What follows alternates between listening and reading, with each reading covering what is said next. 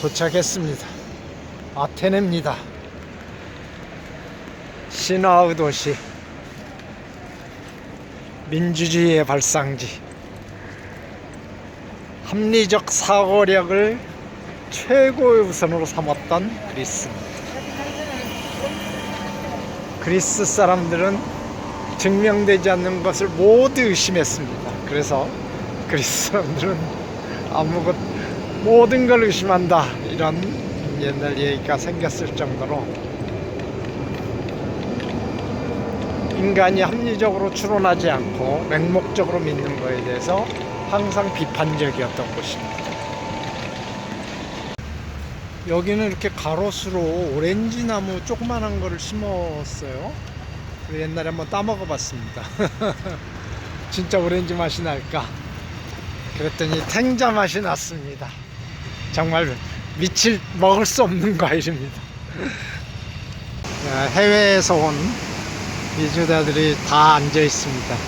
그리스는 이게 사실은 사회적 문제죠.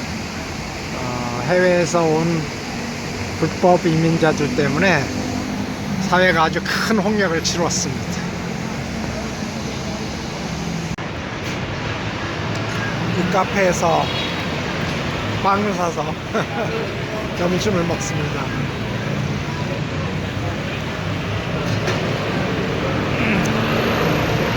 저는 이런 빵을 좋아합니다. 그래서 이런 거 물론 매일 먹으라면 못 먹겠죠. 그러나 다른 사람에 비해서는 이런 빵 먹는 거에 대해서 거부감이 없어요. 맛있는데요. 검은색 빵 안에 치즈가 아주 리코타 치즈가 듬뿍 들어 있습니다. 이걸 먹고 슬슬 걸으면서 아테네를 가보도록 하겠습니다. 플라톤의 아카데미아를 찾아가는 중입니다. 오늘도 비가 옵니다. 비옷을 뒤집어 쓴 것이 보이시죠? 예. 패션은 없지만 어떡합니까? 워낙 짐을 가볍게 하기 위해서 정말 가벼운 것만 배낭에 넣어서 싸가지고 왔습니다. 그래도 이렇게 비옷도 가져왔습니다. 자, 이제 플라톤에 대해서 좀 얘기를 할까 합니다. 플라톤의 아카데미아. 지금 저쪽에 보이는 게 보이실지 모르겠는데, 저게 플라톤의 아카데미아의 자리에 있는 국립도서관입니다. 저기가 다 아카데미아입니다. 가서 보여드리죠. 이 앞에 이거는 도서관이고요. 저 오른쪽에 보이시죠? 창과 방패를 든 저 여자가 바로 이 도시의 여신 아테나입니다. 전쟁과 지혜의 여신이죠. 로마식 이름은 미네르바입니다. 그 유명한 미네르바의 부엉이는 황혼에 접어들어서야 그 날개를 폈다. 그 미네르바가 바로 저 아테나입니다. 오른쪽에 있는 신은 태양신 아폴론입니다. 음악의 신이라고도 불리고요. 가까이 가보겠습니다. 뭡니까? 그 유명한 아카데미아에 아테네 시민 여러분, 이러면 안 됩니다. 밑에 온통 그래피티입니다. 그리스어로 써놔서 무슨 말인지는 못 읽겠는데, 이거 그 위에를 저건 정말 대리석 건물은 아니군요. 옆에 펜스를 쳐놓은 것 같아요. 낙서 못하게. 근데 그 펜스 위에다가 다시 낙서를 했는데요. 자, 한번 여기는 못 들어가죠? 저분은 들어갔네요. 한번 들어가 보겠습니다.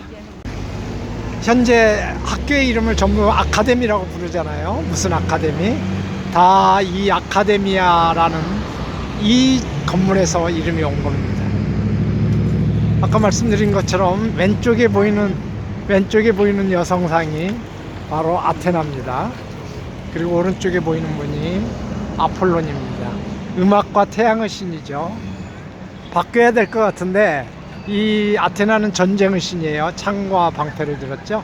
그리고 그 유명한 메두사의 머리가 저 방패에 들어 있습니다.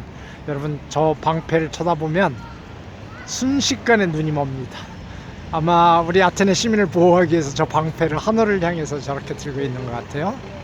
그리고 아폴론 신은 사실은 제우스가 왕이지만 사람들이 아폴론 신에게 경배를 하고 아폴론 신에 가서 소원을 빌고 이러는 경우가 참 많습니다.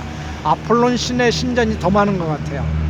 그러니까 그리스 사람으로부터 사랑받는 신이죠. 아테나는 뭐 워낙 얘기가 많잖아요. 저 메두사 얘기부터 시작을 해가지고 뭐 안 나오는 데가 없습니다. 또 이 도시의 여신이고요. 밑에 이제는 인간입니다. 둘 중에 하나는 소크라테스고 하나는 플라톤이겠죠. 아까 아리스토텔레스도 이 학교를 다녔는데 아리스토텔레스는 학생이었으니까 여기에 지금 새겨져 있을 수가 없겠죠. 가까이 가서 보겠습니다. 누가 소크라테스고 누가 플라톤인지. 플라톤이 학교를 세웠어요. 소크라테스 때는 학교가 없었습니다. 그리고 아리스토텔레스는 이 학교에 와서 20년 동안 배웁니다. 공부를 20년 했다는 게 뭐 촬영팀이 하나 온 것 같은데요. 네. 믿기세요? 한 학교를 20년 다녔다는 게. 가까이 가보겠습니다. 소크라테스네요. 밑에 소크라테스라고 그리스어로 쓰여 있네요. 시그마, 오메가, 카파 뭐 이렇게 쭉 쓰여 있죠. 이분이 그렇다면 플라톤입니다. 이 학교의 창립자네요. 플라톤. 예. 오늘은 플라톤에 대해서 얘기를 하도록 하겠습니다. 플라톤은 소크라테스를 너무나 존경했던 것 같아요. 그런데 이제 소크라테스가 젊은이들의 생각을 오염시킨다. 사실은 그건 요새도 혁신적인 사상가는 항상 듣는 얘기죠. 젊은 사람들의 생각을 오염시킨다. 그래서 소크라테스를 배경으로 해야겠습니다. 그래서 독배가 내려졌는데 그 독배를 마시지 않습니까? 이게 비슷한데요? 예수 돌아가신 얘기하고 거의 비슷한데요? 여하튼 이렇게 됩니다. 플라톤은 스승이 죽자 정말 실망을 하고 이 아테네를 떠납니다. 그러나 다시 돌아와서 이 학교를 세우는 거죠. 플라톤. 그러니까 자기는 스승한테 배운 이 사상을 모든 사람들한테 알리기 위해서 이 학교를 세웁니다. 이 학교는 굉장히 오랫동안 지속됩니다. 그러니까 플라톤이 죽고 나서도 굉장히 이 학교가 오랫동안 지속이 되고요. 사실은 아리스토텔레스가 이걸 물려받을 줄 알았는데 아리스토텔레스는 이제 알렉산더 대왕의 스승으로 가는 바람에 아리스토텔레스가 이 아카데미아를 물려받지는 못했죠. 자, 이 아카데미아 정문에 지금 쓰여 있는지 한번 보겠습니다. 기약을 모르는 자는 여기에 들어오지 마라. 이렇게 쓰여 있다고 합니다. 한번 가서 보겠습니다. 아무것도 안 쓰여 있는데요. 현판에 아무것도 안 쓰여 있습니다. 물론 이건 플라톤 당시에 세운 건물은 아니죠. 제 건축한 건물입니다. 2500년을 버틸 수 있는 인간 구조물이 있을까요? 피라미드를 제외하고. 자, 기약을 모르는 자 여기 들어오지 마라. 없네요. 혹시 안에는 있을지 모르겠습니다. 안에 들어가 보겠습니다.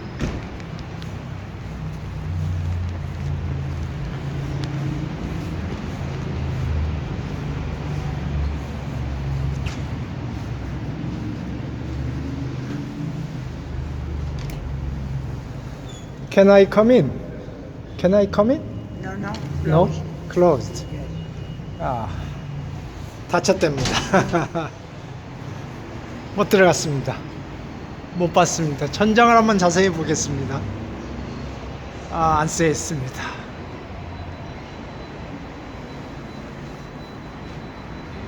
왜 플라톤은 기하학을 모르는 자는 아카데미아 학생이 될 수 없다고 생각을 했을까요?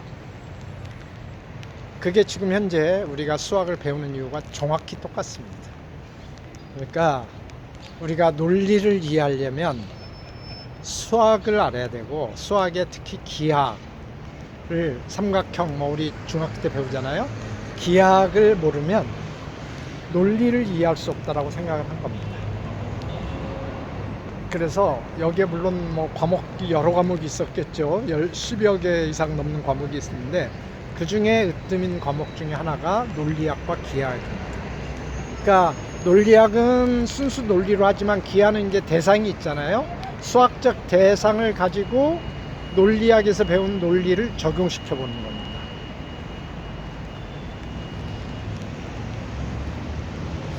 플라톤은 이 세상에 정다면체가 5개밖에 없다라는 것을 찾아냈습니다.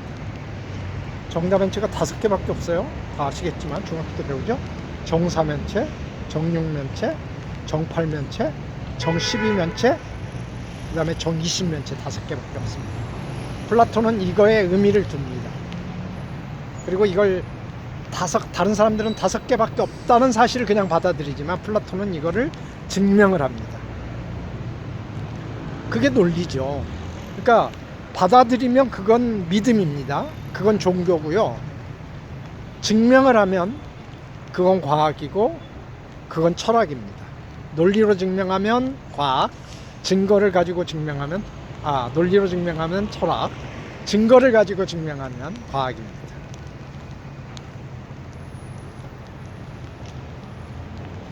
그 다음에는 이제 약간 철학에서 벗어나죠. 여기 5개밖에 없는 이유는 뭔가 있을 거다, 이 세상에. 그래서 그 5개밖에 존재하지 않는 이유를 약간 이제 비과학적인 방법으로 설명을 하죠. 그게 세상을 구성하는 기본 물질이다.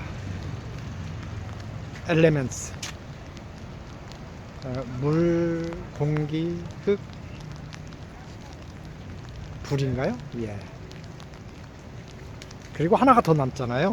그러니까 그 하나를 우주의 전기라고 이렇게 해서 이게 우주를 구성하는 만물의 근원이라고 생각을 한 겁니다. 유클리드가 여하튼 플라톤의 직접 제자는 아니지만 들었을 거 아닙니까? 그리고 굉장히 감동을 받았을 거로 우리는 추측합니다. 그래서 유클리드가 자기 책을 기하학 원론을 쓸 때 제일 마지막에 이 세상에 정다면체는 5개밖에 없다라는 걸 증명하는 것을 놓습니다. 그걸 가장 마지막에 놨다라는 게 의미가 있겠죠. 물론 그 의미에 대해서 유클리드가 써놓지는 않았지만 우리가 미루어 짐작할 수 있습니다. 아마 가장 본인이 감동받은 사실이 아니었을까 생각을 해봅니다. 플라톤은 우주를 이해하는데 기하를 이해해야만 우주를 이해할 수 있다, 이렇게 생각을 했던 것 같습니다. 그래서 저 정문에다가 그런 말을 써놨겠죠. 여기에 역시 밀감나무 같은 가로수가 있네요. 아폴론시는 별로 말썽을 안 피우는데 신화에서 보면 아테나의 여신이 뭐 곳곳에 등장합니다. 말썽을 엄청 피웁니다. 그 중에 하나가 트로이 전쟁입니다. 나중에 또 일리아드 오디세이 얘기할 기회가 있겠지만 트로이 전쟁에서 저 아테나 여신이 미를 뽐냅니다. 헤라하고 물론 가장 아름다운 비너스하고요. 근데 이제 세상에서 누가 제일 예쁘냐 이렇게 묻는지 그 파리스라는 남자애가 왕자입니다. 트로이의 왕자가 세 여자 중에 한 명을 선택을 하잖아요. 그래서 전쟁이 일어나는 겁니다. 비너스는 그리스 말로는 아프로디테입니다. 사랑의 여신이죠. 아테나는 모든 이야기에서 가장 핵심적인 이야기를 풀어나가는 말썽꾼 중에 하나입니다. 그 아카데미아 바로 앞에 골목도 아닙니다. 제법 큰 길인데도 이렇게 좀 뭔가 상가들이 문을 닫고 활기를 잃은 모습입니다. 아직도 그리스 경제가 완전히 회복되지는 않은 것 같아요. 지금은 국회로 가는 길.